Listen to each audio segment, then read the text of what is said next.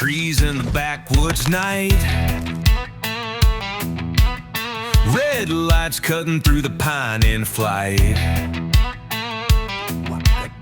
Bigfoot stomping with his youngling beard.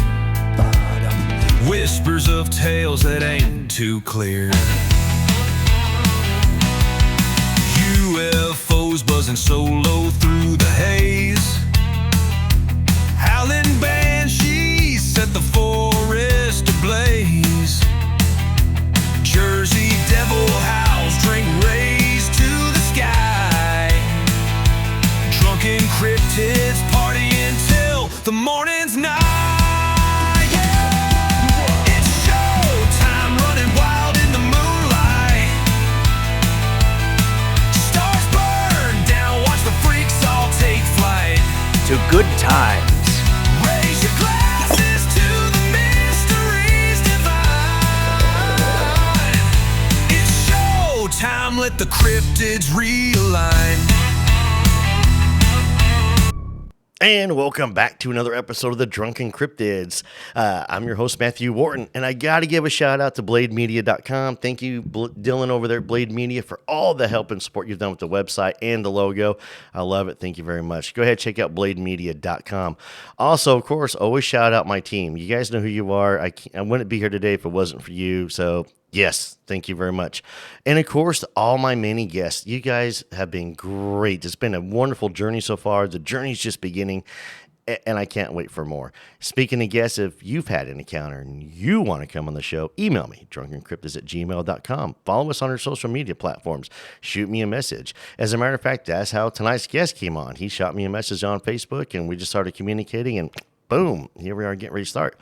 Also, if you do want to hear some ad-free, if you want to hear the episodes ad-free, you guys, there is a Patreon set up. All the episodes are on Patreon, and they are intro and commercial free. So you don't hear the music coming in. You just hear this, boom, and we're off and running to the races. And it is commercial free. There's 3 tiers. Whatever tier works for you is great. There's also a buy me a coffee. You can either do a one-time donation if you want to help support the show, or you can continue to donate and have it come out on a regular basis. If you're doing the regular basis, I'll make sure you get hooked up with the information and get into the Patreon, so that way you do get the episodes that are commercial free. So, but without further ado, the guy coming on the night sent me some messages, and we talked a little bit, and it was about some really interesting encounters. He sent me some really interesting pictures, to be honest with you. I've been waiting to have one of these episodes come up. I've done one, a deep kind of my own dive into the Dogman, Wolfman, werewolf genre. However, when Sloan, and that's who's coming on, his name's Sloan. When Sloan sent me these pictures, and it was of these unfortunate animals that had just been completely demolished, and it doesn't make sense. But we talked, and I asked if he'd be interested in come on the show, and he agreed. So, without further ado, let's go ahead and get ready to bring Sloan on. It's showtime. Sloan, how you doing tonight? I'm doing pretty good, Matthew. How are you? Not too bad, man.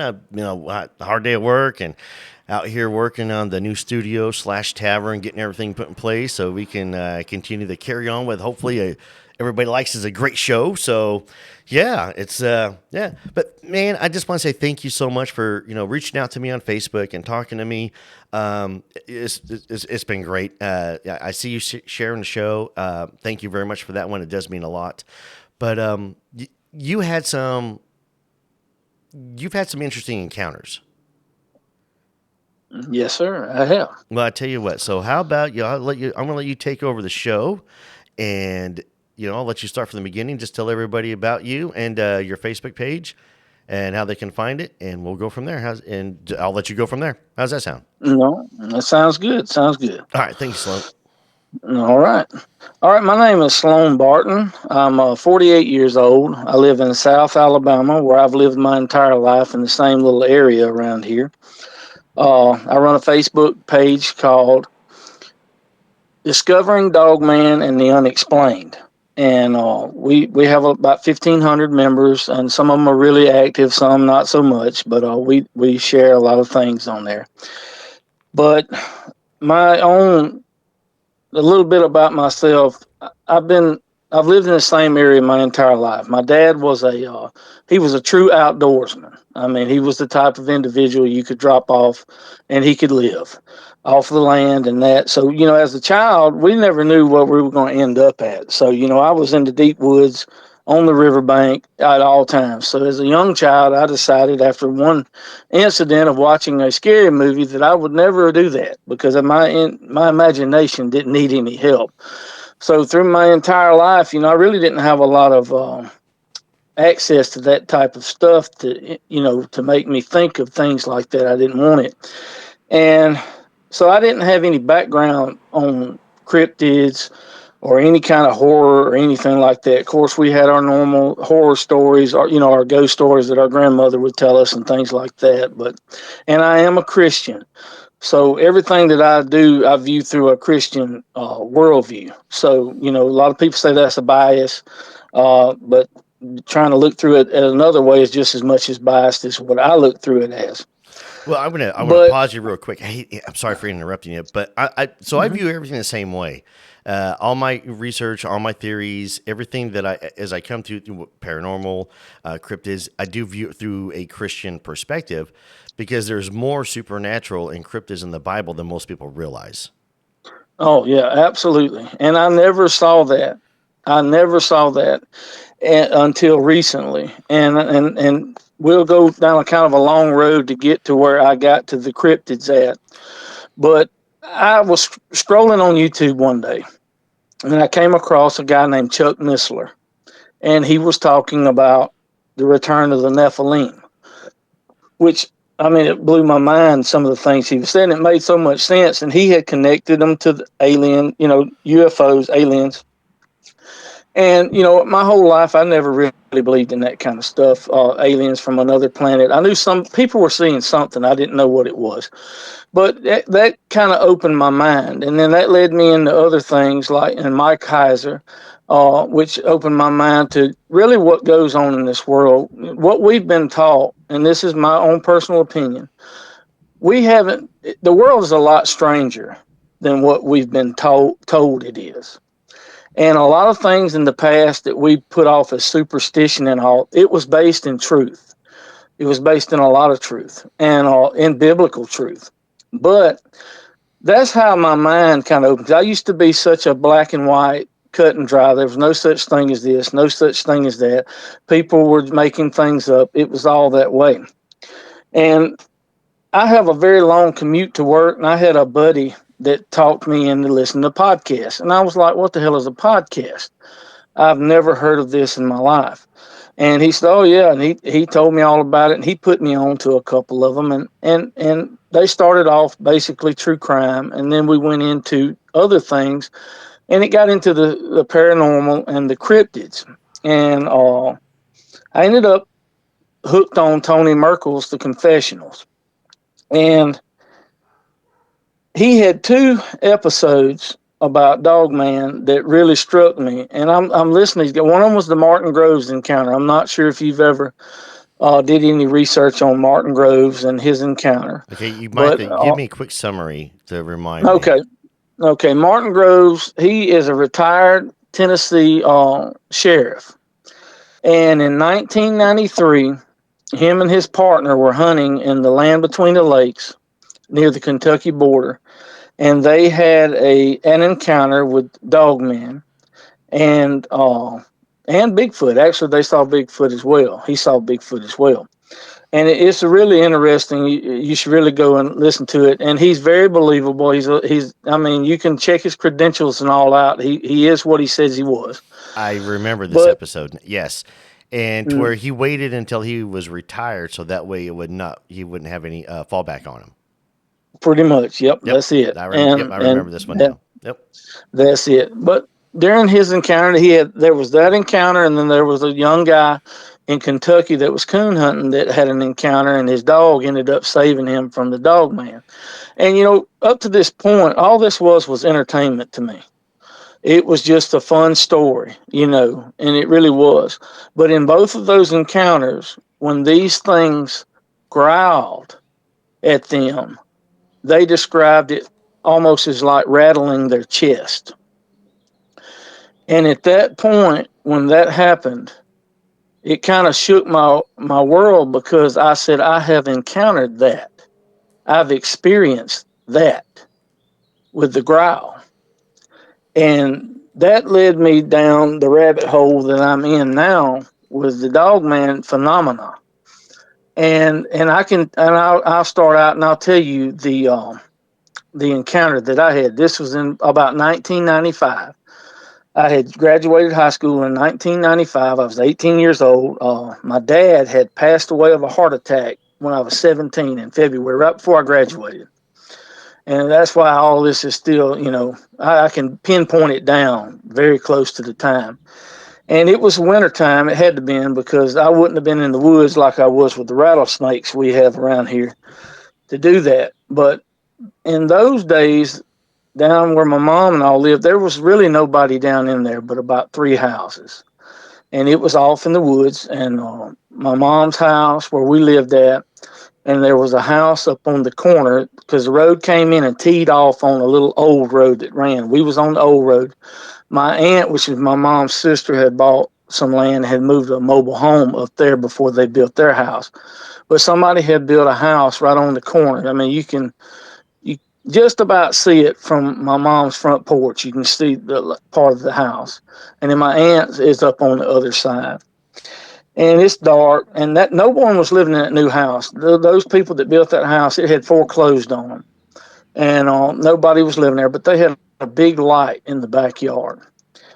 And me and my cousin, he was the same age as I am, and my brother, which was 3 years younger, we were up at my cousin's house out in the backyard playing around. It was dark. It was night. It was nighttime. The only light that was back there was the little light off the back of the house by the back door. But you could see there's like a little hollow that runs between my aunt's house and that other house. And there's a fence, a barbed wire fence that runs along there that separated it was property boundary.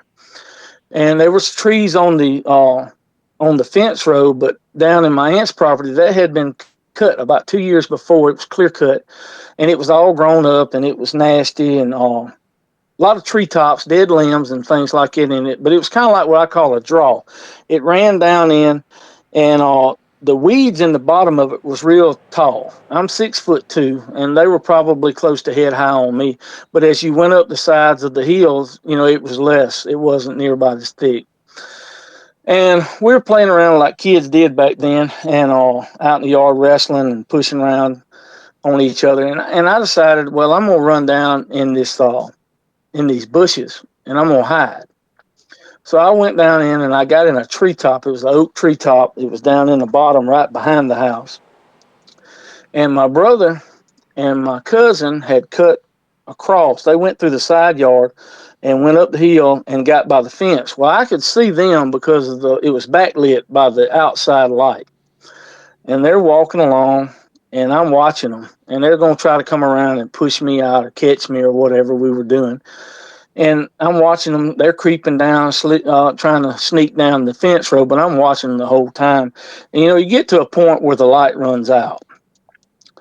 And they cross out of the darkness, into the darkness. I can't see them anymore. And plus the treetop I was in, you couldn't really see the direction they were going because of it.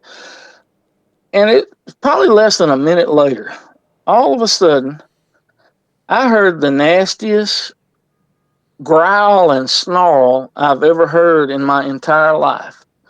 And it shook me. I felt it inside of me. And, like I said, I grew up in the woods. We dealt with all kinds of things. My daddy trapped. He caught bobcat, fox, anything like that. And we hunted and we fished. And it shook me. I mean, it scared the hell out of me. And I'm kind of frozen, and I'm thinking to myself, I got all these thoughts running through my mind. I'm going, did they do that? What was that? And I caught something out of the corner of my eye back at the fence row, and I looked, and it was my brother. And he was up on top of a fence post looking back behind him. And he said, which way did it go? Where did it go? And my cousin said, there it goes. And I mean, we're not that far apart. I could throw a rock and hit one of them. So we're not very far apart. And this thing tears loose and it goes right down the bottom, right up the bottom. Like I said, I can't see it, but I see bushes and everything tearing loose. I mean, it's cutting through there. And at that point in time, I said, I got to get out of here. But it was so fast, it had run, I don't know, 50 yards, 75 yards before I could even get out of the treetop, and had went across the fence. Now, I never saw it. They never saw what it was. They had run into the backyard of the other house up there up under the light, and I had run up to the road down there where it was. And they came running down the road back trying to get away, come back to where we was at. Well, where I was at, in the front yard of my cousin's.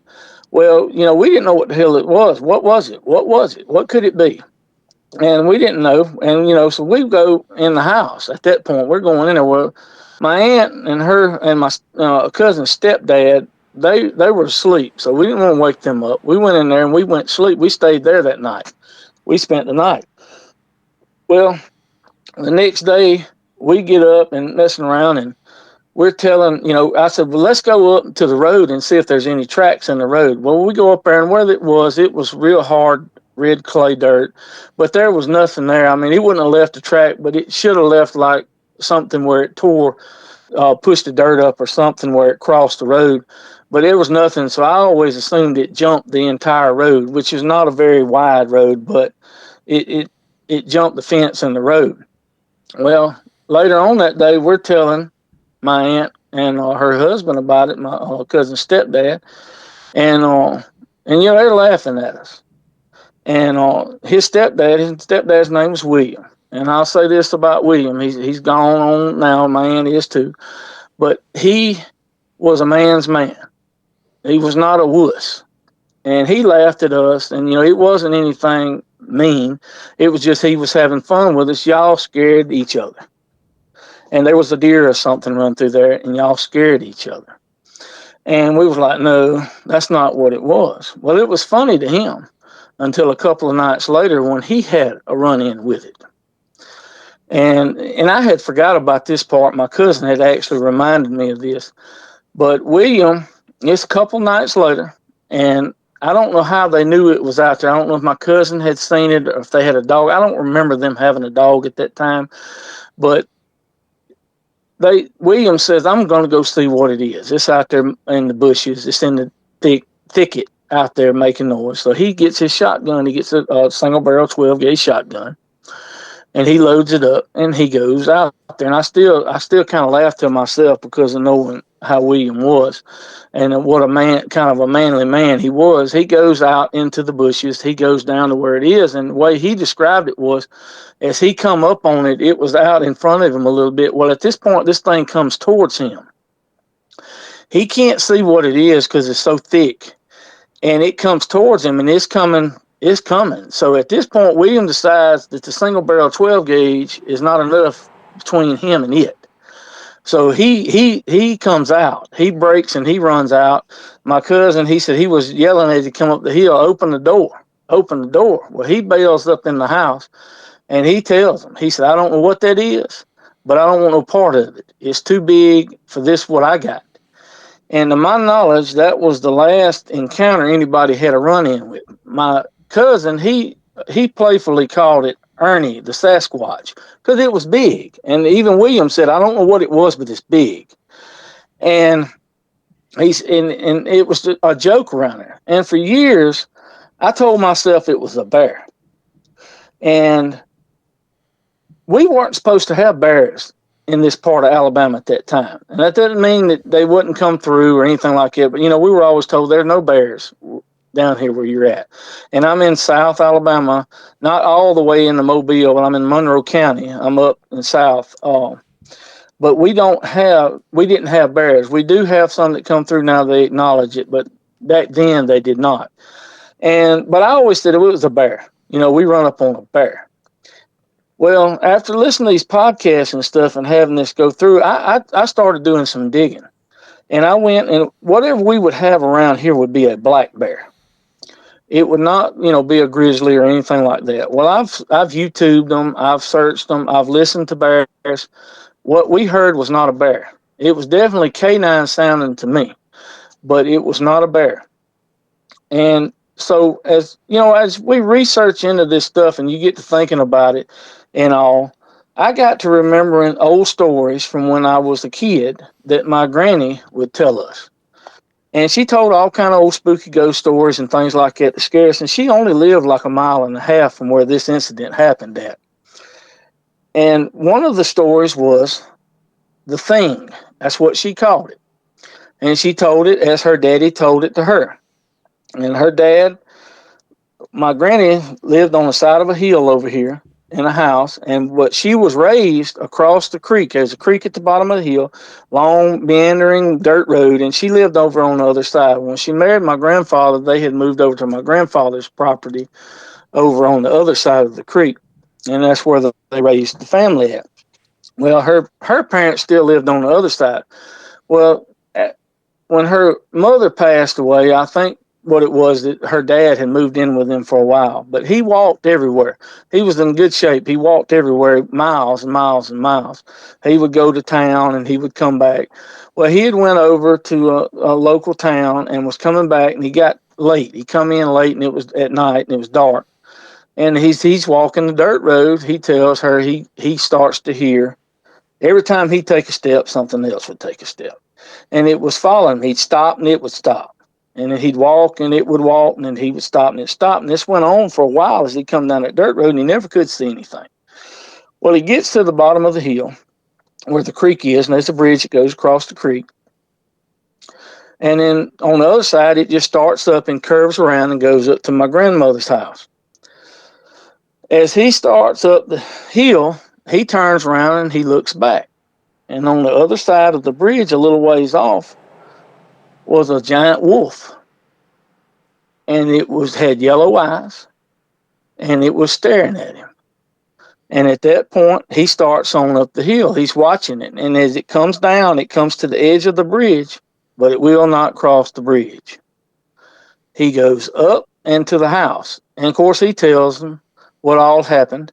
And she says she had a picture at that time in that old house. That old house had burnt down. They had to build a new one. But that old house, she had a picture in it of a wolf in the dining room. And he said it looked like that, but it was bigger. It was a lot bigger. And, we took it. She told it as he told that to be the truth. But as kids, we don't think a lot about it. It's the scary story. It was fun. But when you get to thinking about these things, and you get these encounters and all, and you get thinking, you wonder how much truth there is to these things.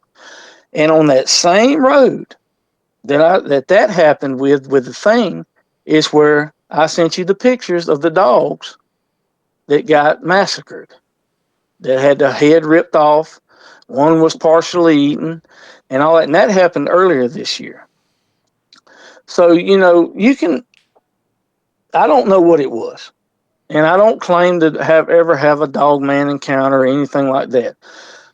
But there's something strange to what's going on around. And I've never heard, and on the group, I had a guy message me. Well, it's actually on another group before I had started mine. I had asked, has anybody seen a Dogman in South Alabama? Well, this guy comes on and he says, I saw one over near Thomasville. Well, Thomasville is right across the river from where I live at. And I said, oh, cool, I live near Monroeville. And he comes on he messages me. He's like, oh, wow, what did it look like? Maybe it was the same one I saw. And I mean, this guy's, he's genuine. I mean, he's excited. He thinks I saw the same thing he saw. And I'm like, whoa, cool your heels there, buddy. I haven't seen anything. I'm just interested in finding out if anybody else has seen it. And he tells me his story about it crossing the road in front of him. And you start to put all these different things together, and you wonder if there's not something to it. There was a time in my life when I would have said that everybody that believed this probably was crazy or they were making something up. But the older I get and the more life I experience, I come to realize everybody can't be lying. Everybody can't be hoaxers, and everybody can't be mistaken. All it takes is for one person to have seen what they've said they've seen, and it blows everything we know out of the water about this. And to me, there's just, even though there's no real physical evidence, there's too much stuff going on for us to just dismiss this stuff as it being fake. Would you agree with that? 100%. Because, what I tell everybody is this. Everybody goes, well, where's your proof that it exists? And I'll go, I'll do one better. Where's your proof it doesn't exist? Exactly. And there's more evidence out there for these creatures to be real as opposed to them not to be real. With the eyewitness accounts that people come up, and share, they're not trying to get a TV show or a book deal. No, they encounter something that, society as a whole pretty much tells them shouldn't exist. And it's so they keep it bottled in. And being raised this way as well, when we see certain things, oh, you guys just scared yourselves out there, which is understandable because that's the natural defense for any of this stuff. If you're not there to witness it, oh, you guys just scared yourself. Oh, you guys were just, there was a deer instead, and you're in the dark, and things look different in the dark. Deer don't growl. No, they don't. And, like I said, at that time, we were not supposed to have bears around here. And as I went back and I've looked on YouTube and I've listened to bears, I've never heard anything that sounded like that. And I've never heard, and I've never been growled at by a bear that I know of, so I don't know if you can feel it when they growl. And I wasn't right up on this thing. My brother and my cousin walked up on it. I was several yards away, and when it growled, and I felt it. And I mean, it stunned me. And that's always, it always bothered me a little bit, but you, as being like I was, just black and white on this is natural, this is this, I just pushed it away. I just dismissed it. And like I said, I had almost forgot about it. I really didn't. I never thought about it until I started listening to these podcasts and these people telling their stories and their encounters. And there's things that were in mine that matched up with what they experienced. And it kind of blew my mind. And it kind of rocked my world a lot in these things. And, and something else that has happened, I talk to a lot of people on the group, and I have people that they're strictly natural beings. I have people that they're spiritual and they're supernatural and they're demonic. It's everything. It's all of it. And, I don't know what it is, but I have my thoughts on it.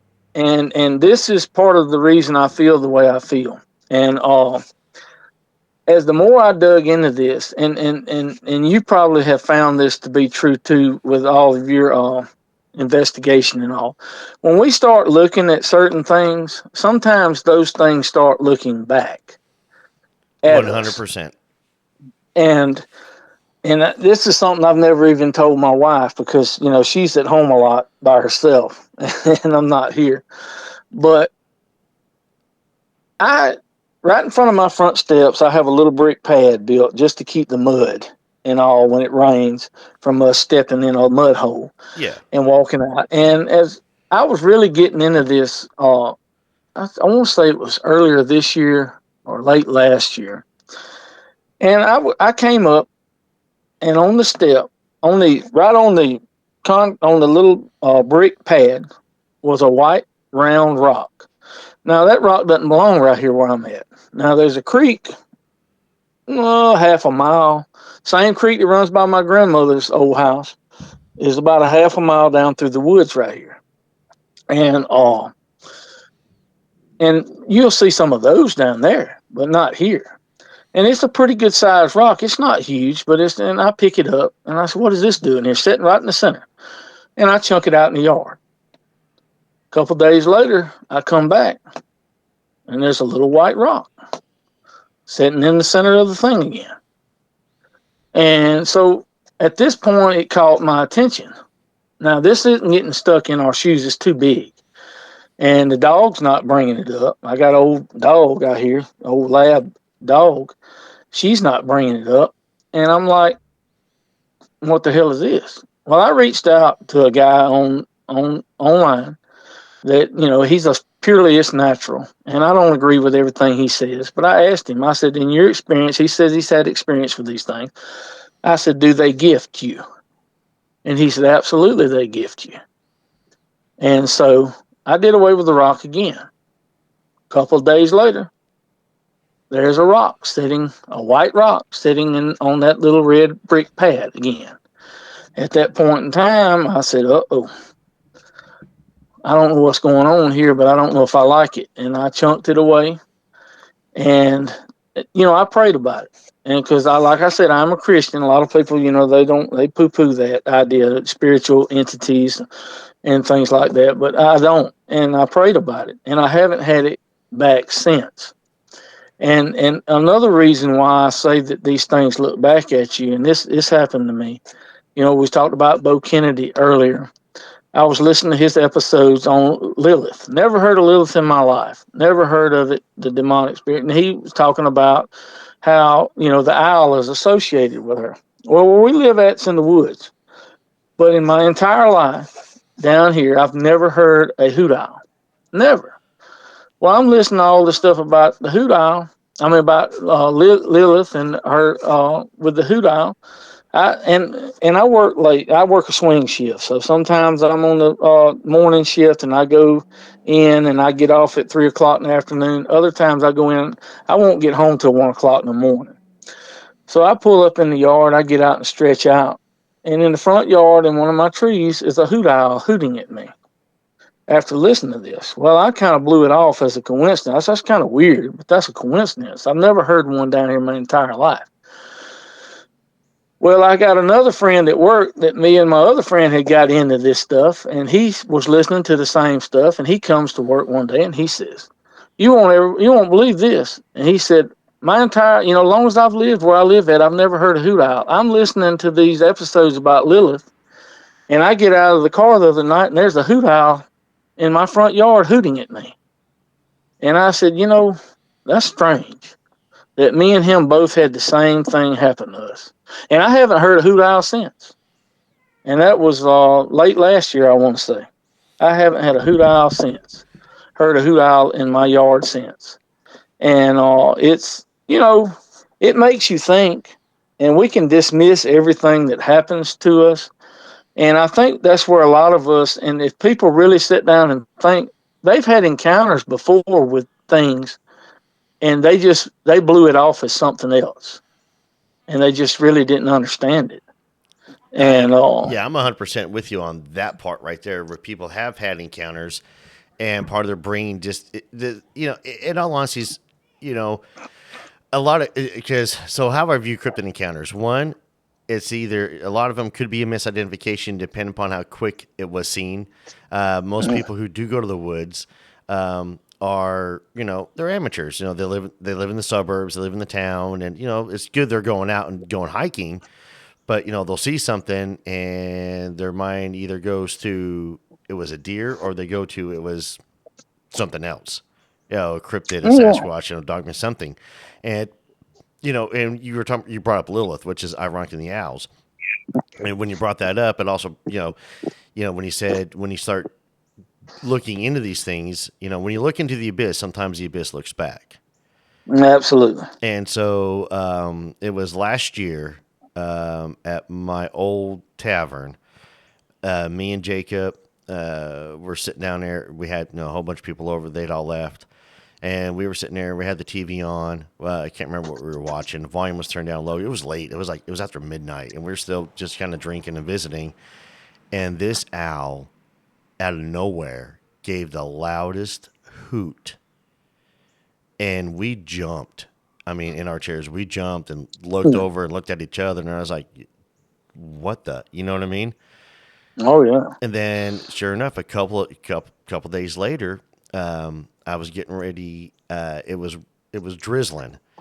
And so I stepped out into the front yard for whatever reason, and I got hooted at 3 times. And I live in, the city. I don't live in the country. I'm in the city. I was going, there's another owl. And then sometime earlier this year, for my job, I was going down a dirt road. I'll just say on Camp Robinson. Driving all the way out there to porta potty that needed to be serviced because that's what I do for my day job.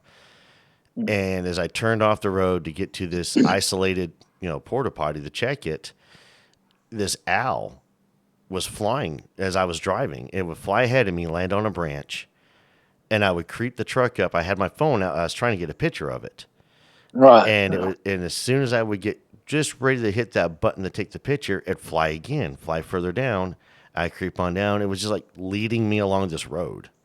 And this is during the day. And I was like, and I'm sure there's owls out there where that's at. But it was just really surreal. And of course, this was all the same time listening to episodes and everything about Lilith, and which is why I'm going to reach out to see if I can get him on the show that do a good deep dive in on it. Because ever since then, I started digging into this stuff. I've had Fae events happen to me. I've had, with the Fae folks, let's see here, while I'm searching for Sasquatch with Jason Kinsey on our night investigation, it sounded like a really sick owl was trying to hoot at us, And so it just seems something to correlate with the owls. Right. Well, and I never had paid attention to anything about the Fae until I heard your episode on the Night Siege, the second episode with the Night Siege. And I listened to you on that. And so I dug into those a little bit. And you know what is strange? And as far as on the European, there's different thoughts on the Fae, and different cultures had different thoughts on them. But the European, they didn't like running water. They wouldn't cross running water. And that came to my mind about the thing that it got to the bridge and would not cross the bridge. It would not follow him there. And, you see with Sasquatch, a lot of their, and even Dogman, with a lot of people that encounter them, they see these orbs of light before they have the encounter. And so I wonder if the Fae aren't involved in all of this. If that type of, I think it's all connected in some manner or another. But I wonder about that. And I'm going to do some more deep diving into that. But you really opened my eyes when you started talking about the Fae. I'd never heard anybody talk about the Fae like that and bring them up. And well, I got involved. I got involved with the Fae. And what started me on this was years ago at Hobby Lobby. They had like the little fairy houses and stuff. And my kids thought they were cool. And I lived in this apartment, and they were like going, "Hey, Dad, can we do like a fairy garden?" And I'm like, "Sure, why not?" I mean, I don't know anything about this stuff. Why not? I got told, "Well, you're inviting the Fae." I was like, "No, I'm not." And yeah, it's been crazy. Like last year, the coffee cup incident to me is still one of my favorite ones. But I just moved into this house, and I took one hot shower my first night here. I was like, "All right, great." The plumber had to come out the next day. He had to reattach the hot water faucet in the main bathroom. So it was like, "Hey, man, I'm going to turn your water off." And so I can do it. I was like, "Yeah, not a problem." And he goes, "All right, I'm done. I'll go turn the water on." I was like, "Appreciate it." And he comes back in and he goes, "Hey, I think you have a water leak." And I was like, "What?" And he goes, "Yeah, it's a small leak right now. It's just a little spinning out there." And he showed me. I was like, "Okay, yeah, water's running." And he goes, "I'm going to schedule a leak test." And I was like, "Okay, perfect, man. I appreciate it." So I took a shower that night. And it was lukewarm water. And I was like, okay, maybe I washed too many clothes or something in hot water. You know what I mean? Maybe it's one of those houses. And I was like, all right. So Sunday morning I got up and I was getting ready to go to the Steeler game. I'm president of the Pittsburgh Steeler fan club here in Central Arkansas. So I was getting ready to go do that. And I got in the shower and it was cooler than it was the night before. I was like, I think I got a leak. Something's not working right. So that Monday, I got a hold of the plumber and said, "Hey, man," I got a hold of everybody. He's like, "Hey, we got a problem."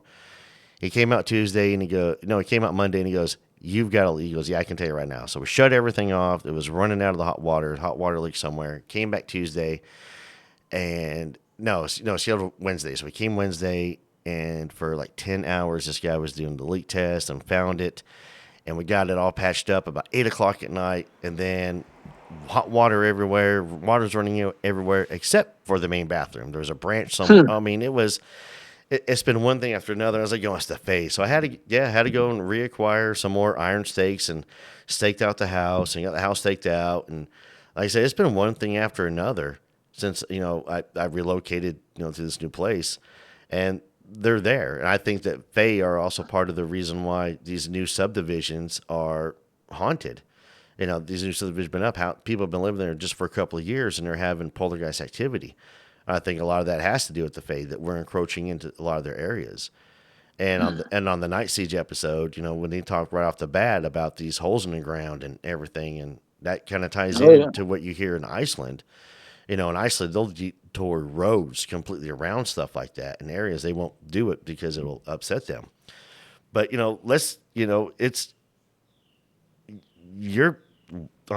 want to get back to the whole, beginning when you were, y'all were playing in the woods and you were hiding in the weeds and the growl and stuff like that. Oh, yeah. So did you smell anything at all by chance when you were doing that? No, I don't remember any smell. I don't remember anything like that. It was nothing strange about what was going on. We were just kids out playing, teenagers out playing in the bushes. And I can't think of anything that is out of the way that was on, other than when the encounter took place with whatever it was, growl. And that's the thing. I never heard anything but my brother and my cousin moving. Nothing moving in the bushes, anything like that. I could hear them. I could hear everything they were doing as they were slipping through, but they walked up on whatever it was, and it did not like them being there. And it's like I said, I don't know what it could have been, and I never claimed that it was anything unnatural or some undiscovered anything, but it's strange. The growl. I don't know of anything we have down here that can growl and make your insides shake. No, I'm with you on that one. I'll be honest with you. No, something that comes from with infrasound and such.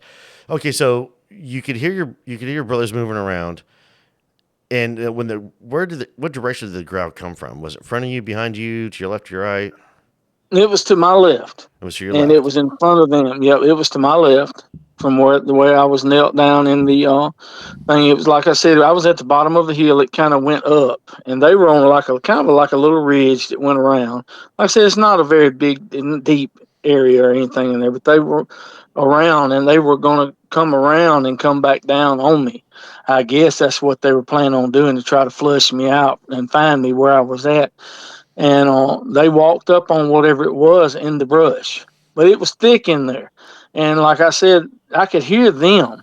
I could hear them going through.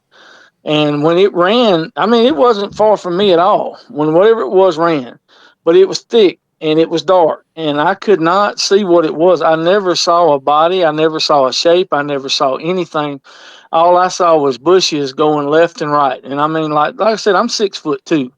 And some of these bushes were close to head high to me. And it tore through it like it wasn't anything. Briars, anything. It went through it like it wasn't nothing. And it cleared that fence and that road. It didn't leave a track or anything in that road. And I didn't see it, because by that time I was getting the hell out of Dodge. I didn't know what was going on. And I didn't, but like I said, it came back, because William had his run in a night or two later with it, and he decided at that point he didn't want any part of it. He said, I don't want any part of this. And what I got, a 12-gauge shotgun with buckshot in it's not enough. No, but no one saw it, though, so no one saw what No, we never laid our eyes on it. And that's what's weird. You'd think you would still see it. And where it ran down the bottom, you could see down there, because the light from the back of that other house, it was bright, and it shined down. It wasn't real bright down in there, but I could see, and I was looking to see what it was and where it was going, so I could go the other direction. But I never saw what it was, and it like I said, it was big. It was big. To move the brush like it did, it was really big. It was wide if it wasn't tall. And it made its way through there. And But but the thing, like I said, that really blows my mind about it is the fact that it shook me. Like, I mean, it rattled my insides. I felt it in my chest, and I wasn't, like I said, I wasn't even right up on it. It was closer to them than it was to me, but it was kind of in between me and them when they walked up on it, and it scared the hell out of us. But I have no idea what it was. I really don't. It is a scary encounter, to be honest with you. And, I think it's funny also that your grandma was talking that she referred to something as a thing, and somebody saw this wolf, big wolf. Yep. That was her father. Her father saw the wolf, and he said it was a big wolf, and said, we don't have wolves in South Alabama. And back in those days, that would have probably been in the 60s when that happened. There were no coyotes here. Coyotes are relatively new here. I remember them coming in the 80s when I was a young kid. I was born in 77, but I remember my daddy and them talking about them. So they're going to kill all the turkey and the quail, and they don't belong here. And, they had a standing thing that we'd kill every one we saw. And this didn't sound like, a coyote is a high pitch. It's more of a high pitch. This here was guttural. This was deep. And it shook. It shook me.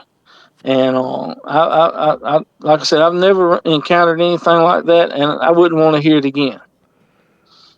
You're not the first person to say that, and you're not going to be the last one to say that either.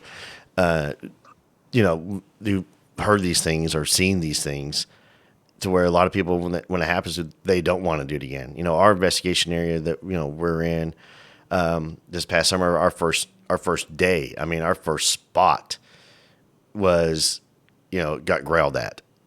And, I've been in the woods, through my military career, through everything, and, never been growled at. And it was a canine sounding growl. And I try to play some bobcat sounds and stuff like that because there's bobcat up in that area. Right. And it's close, but I can't say for definite. But since it's close, I have to decide on the error of it could have been a bobcat. Right. But it's just kind of funny that as soon as we heard the growl, we heard a slight tree knock. And I hate using that term, tree knock. Right. But because they're not out there with Louisville sluggers, beating on trees or anything like that, or axe handles. They're not doing that. So it was a slight tree knock because Ray, the property owner. When the growl happened, I even made the comment. We all heard that, and as soon as I made that comment, that tree knock, and Ray was pointing the shotgun at the growl. Then now he whips around. He's now pointing it behind us where the tree knock came from, and then it was a matter of minutes after that is when I found the fresh knuckle track. Oh yeah. So yeah, that growl is very. Yeah, it'll stick with you. Yeah, that's the one thing that I remember out of the entire thing and it always stuck with me was the growl and how it was ferocious. It wasn't, I've heard dogs growl. Like I said, my dad he trapped everything. He caught bobcat, fox, everything. And I've heard all those growl and stuff when you come up on them. And this wasn't anything like I've ever heard before. And I've not heard it since. I've never heard a growl just like what we heard.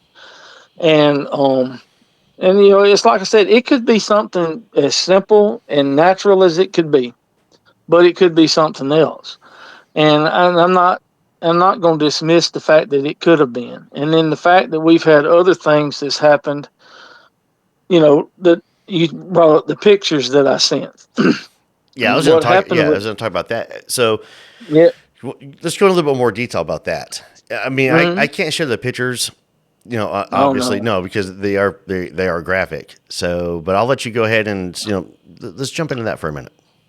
Okay. Well, first and foremost, I didn't see it firsthand. Those are from my brother. But over on the same road that my grandmother and all lived on, where they saw the thing and all that, on the other end of that road, there's people that live there, kind of like we are. They're family, brothers living in houses next to each other, and it's all in there. And they've been there for a long, long time. And the guy went to work that morning, and his their son, I think he's old enough to drive. He went to school, and then the wife went to work. Well, the son comes home at 3:00, 2:30, 3:00 in the evening after school lets out, and he comes in the backyard and he finds these dogs. Now, these dogs, they're not huge dogs.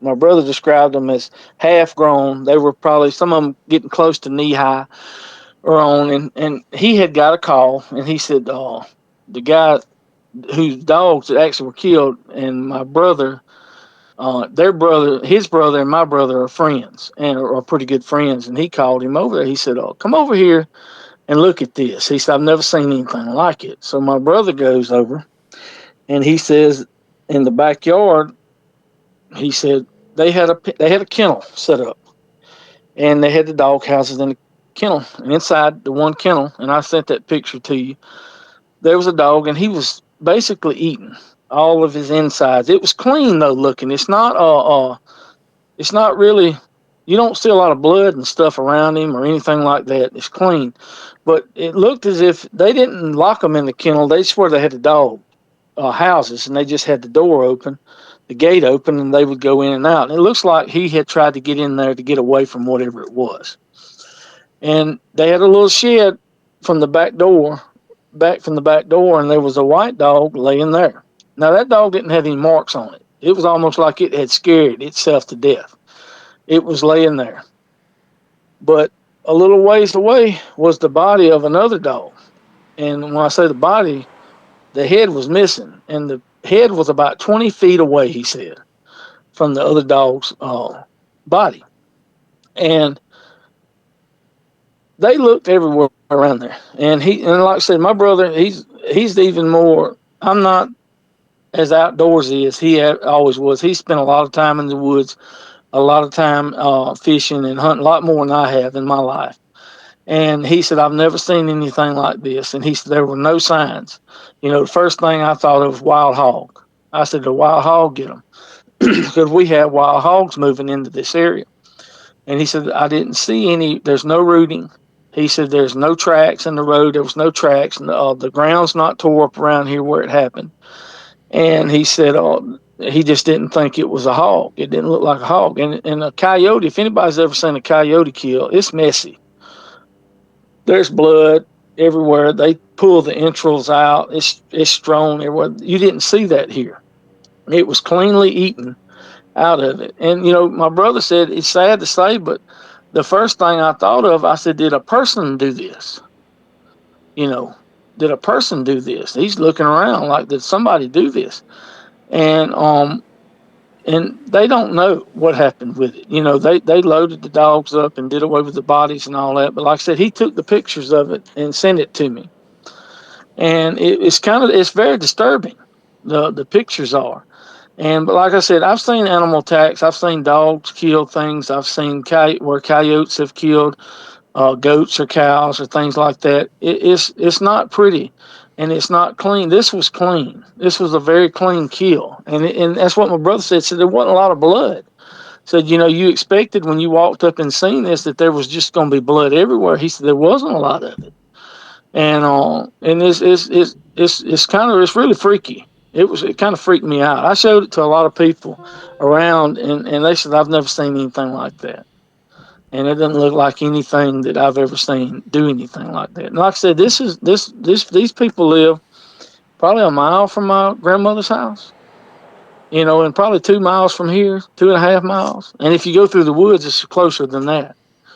And from where we had our encounters and all from. But I don't know what it could have been. My brother, he said, well, I think it might have been a bear. But there was one dog that survived. And on the back haunch of it, on the back hip of it, it had a big gash.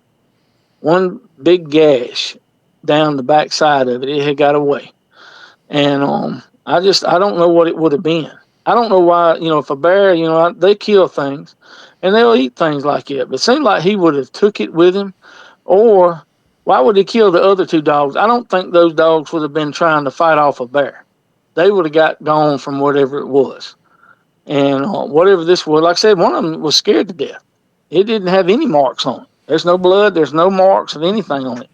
And my brother said it lay in front of a shed door. So they had the door. It was kind of cracked open, but the shed was so full of stuff it couldn't get in there.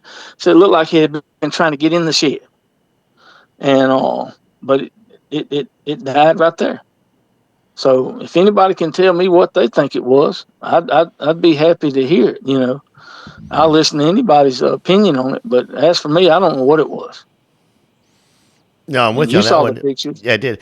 You know, and the way you're describing it, some of it almost has like, cattle mutilation vibes to Yeah. it a little bit. With the lack of blood. I'm wondering about the gash and everything, of it. So that is odd. Well, it's like I said. My brother said his one of his thoughts was, and my brother doesn't believe in any of the stuff that we're talking about here. He don't believe in Bigfoot or Dogman or cryptids or anything like that. But he said, he thought he was looking around. He's like, did somebody do this? And he said, oh, and if you really look at the picture, and I want you to look at the one of the head, it almost looks like it was pulled off. And it's like it's disturbing. It's a disturbing event that happened. And Well, I don't know what what I'll it do was. is that I got a buddy of mine that's retired from homicide, and Okay. I'll send him the pictures, and we'll Yeah. get his opinion on it, what he thinks it is and such. So, Yeah. but I'm with you on that one. Yeah, it's just odd. So, is anything else happened since the dog incident, or no? No, I haven't heard of anybody have anything. The only thing that happened, and it was a few weeks later, we had a snow. We don't get a lot of snow down here. And we had a snow. We had a good snow, and my brother, he's out riding around, and he's on the same road over there. That's. And he comes across, and he said something run across the road in front of him. He said I was looking off in the woods, and he said I caught it out the corner of my eye. And he said, and I regret not going with him because he called me and he said, "You want me to take you over there and show you where it crossed the road?" He said, "But it was big." And he said it come across that road, and said it tore the snow up in the road, and went into the woods. And he said, he said it was moving. He said, it was moving. And like I said, he thinks it was a bear. He said, "I think it was a bear." But I'm like, I've never, and we don't have a lot of bear around here, so I'm not adept with what bear attacks look like. But I just, to me, like the picture of the dog that was partially eaten, that was very clean looking. That didn't look like anything, and the way he was laid out and everything, it just didn't look right. Something didn't look right with it, and then what scared the dog to death? What scared a dog to death? That the other one just fell dead. And like I said, he said it had no marks on him. He said, I looked at him, I didn't see any marks on that one. But I just don't know. It's a strange thing and a strange situation. And it like I said, I think a lot about things, and we always want to put a natural thing on it. It was this or that, but in this case, I can't do that. I don't know what it was. I don't have any way of looking at anything I've ever seen in my life in these woods in my whole life that would do something like that. And people say, well, it could have been a cat, a big cat. Well, it could have, but most felines that I know of, even mountain lions or cougars or panthers as they would call them down here, they take their prey with them and they'll put them up a tree somewhere, or they'll take it in the woods and bury it, under a litter pile or something, with leaves and pine straw and stuff. Yeah, And they'll do that to it come didn't back and do eat that. it. Yeah, they're going to come back. That's what they do. And I just don't. And it left whatever it was, left it. It went into the dog kennel with it. It killed it and ate it, and that was it. It ate part of it and left. And like I said, it had killed the other dogs. I don't know if it did that before or after. I don't know. But all this happened between about 8 o'clock, and that boy got back home between 2:30 and 3. And this was in the middle of the day. So I don't know. And nobody else around there. There's a couple more people that live down that way. They haven't had anything happen to any of their animals. I got chickens. and I haven't had anything bother my chickens. You know, my dog stays barking out here all night every night, but I don't know what it is. But that's what she does. She keeps everything safe around here. But I don't know what it was, and it's baffling to me because I've never seen anything killed like that. And but like I said, if you would, I really appreciate you showing that to your friend and Yeah, just getting an idea I'm gonna on what do he that. thinks. Yeah, I'm gonna do that. Of course, we'll be talking back and forth and everything as well after this. And definitely, I want to be kept, up to speed on what's happening out there. Sounds like you got a pretty active area. Maybe I should be coming to Alabama soon for an investigation. Well, and this is just the. I'm in Monroe County, Conecuh County. They call themselves the Bigfoot capital of Alabama. I've never, and that's happened over the last few years where they even have a Bigfoot statue in front of a little shopping center they have over there, and there's a place up there called Pine Orchard, outside of Evergreen that's where my ex-wife was from and her family, and but I've never seen anything like it. That is where I had a demonic encounter. I did have a demonic encounter at her grandmother's house, but I never. I've never seen any kind of strange animals up that way. Okay, you just sparked my interest on the demonic encounter. Mm-hmm. Huh. We might save that for a part 2. Well, that's fine with me. I mean, and if you're okay with that, we'll save that one for a part 2.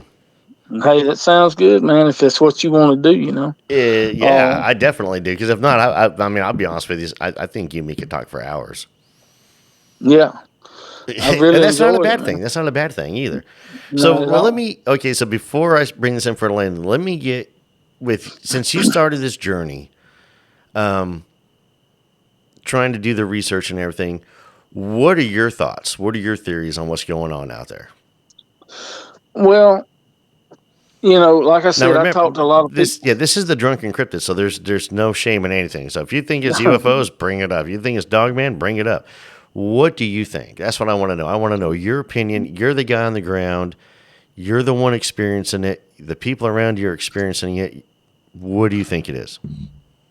Well, I think it could be something spiritual, and it could be Dogman, because in my own opinion, is that these things are a type of entity that and like I said, who knows what exactly it is. And like I said, I talked to a lot of people, and some of them, they want to be like experts or gatekeepers to it. There are no experts in any of this. Bigfoot, Dogman, UFO, there are no experts in it. And if somebody claims they're an expert, I would get away from them. 100%. Because 100% right. They do not know. I mean, we all have, and my own opinion on things, it changes all the time. Because at the beginning, I would have told you there was no such thing as a Dogman, and if there was a Bigfoot, it was a bipedal ape, that walks in Canada and the Pacific Northwest. But then you have people that see these things all the way down here in Alabama, and they're everywhere else. And I've talked to several people that are really good. I think a lot of them, and it's purely natural. Dogman is a baboon cryptid. It is, it's like a Bigfoot, but it's a baboon type, and that's why it looks with the muzzle and this and that. Well, okay, that sounds good, but are you telling me that we have 7 feet tall baboon men walking around all through Alabama, Mississippi? Mississippi's a hotbed for them. Yes, it is. Tennessee, all these areas, and nobody. And these woods are full during the winter. I mean, the hunters, we have them everywhere. They come by my house. I have a gate in my front yard that goes into a hunting club, and they're in and out. They don't see these things. And for that to be a natural animal, I don't buy that. I don't buy it's just a natural animal. And with any of these things, you got an 800-pound monkey man walking around all through Georgia, Alabama, Tennessee, and nobody can get you a good picture of it. Nobody can get you this. And I have a theory on why the pictures are always blurry. If they run on a different frequency than what you and I do on, Why would our cameras pick them up? Why wouldn't they be blurry? And also the same reason why we have a hard time getting an actual description of them as well, because the infrasound or what's going on is shaking also our eyeballs. Absolutely. I mean, Yeah. all that stuff is proven that this type of stuff can affect how we visualize, we see things. And if it's interdimensional, and if it's anything like that, then it wouldn't operate on the exact same frequency that you and I operate on, because it's not from here. Exactly. And our eyes, our anatomy is picked up to live where we're at, not to see what they are. Well, And here's the that's thing why too. On that one, like we're talking, about pictures and such, is Chris, he got a really good picture by accident last year, and all he was doing was taking a picture of these cross trees. And I think that people, and be honest with you, I mean, an AI program was telling us there was a person or an animal in this picture, and I was thinking it was this really weird brown splotch. And I sent it to a buddy of mine, and he ran it through a better program, and he goes, "Well, that's probably a structure, but what's this?" And on the other side of the photo was this face, and it's not pareidolia. I mean, it's an actual. I mean, it's something dropping down, and in the second picture, it's not there. I wonder if that could have been a portal type thing. Might have been. I mean, Whereas- it's so. That's why I think a lot of people out there, they probably do have, photographs. They just don't know it. Yeah. I mean, who's going to see that, and who's going to pay attention, especially if it is distorted somewhat, But in this area right here, and the fact that I have had a individual that's probably 30 miles away, that from where we're at right here, and I believe him. I believe he saw what he said he saw. Uh, it quite possibly. And we have Indian mounds. Uh, I don't know of any right here where I'm at, but up and down the river, there's Indian mounds. Over across the river, there's old Indian mounds, and I know they're in the woods. They're in the edge of the river. They built dams, and it backed up and flooded. And I'm sure there's Indian mounds all over the place over there. And it's an old place, and a lot of these things are connected. A lot of people connect them to. They see them in cemeteries, Indian mounds, near caves, all these things, and you wonder what's that all about. But so it could very well be something like that here. Like I said, I'm not going to step out on a limb and say that we have a dog man here, or we have a Sasquatch here. Like I said, my cousin called it Ernie. He said Ernie the Sasquatch for years. Anything that happened outside, that's what it was. And it was kind of a joke. We all laughed about it. But you wonder what it really was. And that's always stuck with me. And like I said, when I got into these different encounters and listened to these people, and some of them are very believable. Now, we both know there's hoaxers, and there's liars, and there's mentally ill people that are in these groups and things like that. But there's some of them that they're legitimate. They saw something. They had an encounter with something. And I've had a lady tell me that when she was a child, she had one that would come and tap on her window and look in the window at her and scare her to death. You know what I'm saying? It scared her to death. And it was like it enjoyed it. It fed off the fear. And so to me, that's not a natural animal. Animals don't do that. And, and I believe them. I believe a lot of these people. I really do. I don't pass judgment. Like you said, this is a judgment-free zone, the Drunken Cryptid. Well, I'm kind of like that. I don't judge people. I listen, and I base my thoughts on what I hear.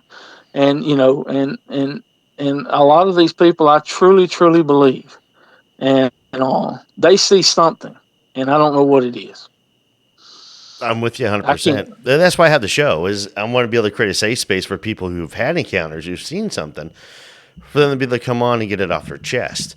Just it's in a lot of ways, it's liberating. It's a little bit freedom. It's like a little bit of a weight coming off your chest and coming off your shoulders, and you don't feel alone. No, absolutely. And I agree with that. And, that's one reason why I wanted to come on your show when you offered me to come on, is because I've listened to you for a while, and I know that this is how you do things, and the people that listen to you, they're not judgmental, and they're not going to sit down and and call names and ridicule people, and I appreciate that, and it is liberating to talk about it and to get things off your chest and get your thoughts. My thoughts may not be right. I could be completely wrong. This could be anything around here. And that's why I said I'm not concreted in on what I think it may be, but it's good to put it out there and have other people's reactions and see what other people think it could be. And it really is it's medicinal almost. It's almost therapeutic to talk about it and to get it out there. Well, you're right, and I got to be honest. I have a really smart and I have a great audience. Shout out to you guys, audience. What's up? So I've had one troll that I've caught so far, and had it. That was about it. Other than that, no. I mean, because the trolls are going to be out there no matter what. And a lot of people are afraid of that and everything. And when you do open up and you're able to get this stuff out, you do feel liberated. And so I'm happy that I was able to create a platform for that, and you feel comfortable enough to do that. That's why I do what I do. One, I enjoy it. I love hearing the encounters. I do. And two, I fully believe that the only way we're going to get to the bottom of this stuff is by doing what we're doing, discussing, theorizing. Okay, well, I saw this. Well, I saw that. Okay, so if you saw one in a tree and I saw one crawling on the ground, does that mean that we're both right or we're both wrong? We're both right. Right. So, and that's just how we're going to get to it. Not everybody's encounter is the same. Not everybody's going to have the same, experience. And that's what I want to know. I had Dano on from the Cryptid podcast, and they talked about when they were hunting and everything. Well, not hunting, but camping. That's horrifying, for what happened to them. So, but yeah, I'm going to bring it in here for a landing on that note. I do want to say, Sloan, thank you for coming on, though, man. This has been a lot of fun.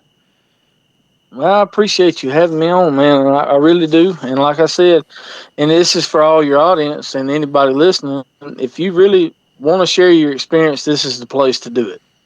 And he treats you very well, and he makes it relaxing and enjoyable. And I know, I'm South Alabama. I'm cornbread when I talk. But it was really an enjoyable time, and I look forward to maybe doing it again one day. We're going to do it again. We're going to get into the demonic encounter for the next one. I'm excited about that. But you're too kind, and thank you for the kind words. It does mean a lot to me. It does. Thank you. And I hope everybody out there feels the same way. Of course, if you've had an encounter, you want to come on the show, email me, drunkencryptids@gmail.com. But yeah, I got some great guests coming up. You already know about. We talked a little bit off air. So, and there's more and more coming. But Sloan, don't hang up though. So I do want to say thank you again. So I'm going to wrap this party up, but don't hang up. Okay. 10-4. All right, roger that. Thank you, buddy. Hang on. Wow. You guys, what a crazy. And here's the neat thing about these type of encounters right here is that sometimes you're not always going to get that class A, that eyes on, and that's fine. That's all part of the experience. That's all part of what we're all trying to gather information and what we're going to put together, the pieces of the puzzle. Someone's going to see it. Someone's going to hear it. Someone's going to smell it. Someone's going to, hear somebody. Yeah. And it sounds like what's going on out, in my opinion, in the area where Sloan's living at is, it does sound really dogmanish to me. It really does, especially with the clean kills, everything. But there's also a little bit of cattle mutilation, which could tie into some of the Fae folks. There's so many things that could be happening. And if Sloan's nice enough, maybe he'll invite us to come on down and check everything out for a couple of days. It'll be a lot of fun. If I know Chris and Jacob, after listening to this, are going to be chomping at the bit, wanting to know when we can go. So I know we got two. We're looking at Minnesota, and now we're looking at possibly Alabama. And I love Alabama. I'm not going to lie. I really do. But you guys, thank you again for listening to another episode of the Drunken Cryptids. And again, check out the Patreon. Check out the Buy Me a Coffee. Make sure you're liking and sharing. Give us a 5-star review. Drop us a nice comment. I appreciate it. And until next time, y'all keep on squatching.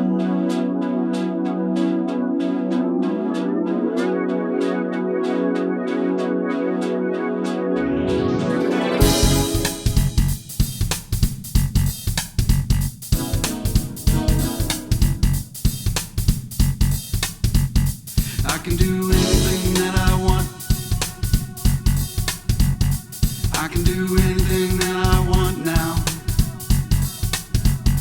I can do anything that I want. Hey, hey, if it is to be, you know that it's up to me. I'm headed to the front.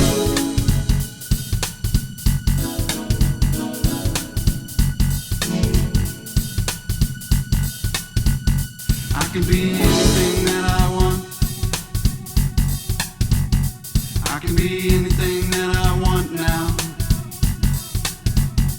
I can be anything that I want. Hey, hey, if it is to be, you know that it's up to me. I'm headed to the front.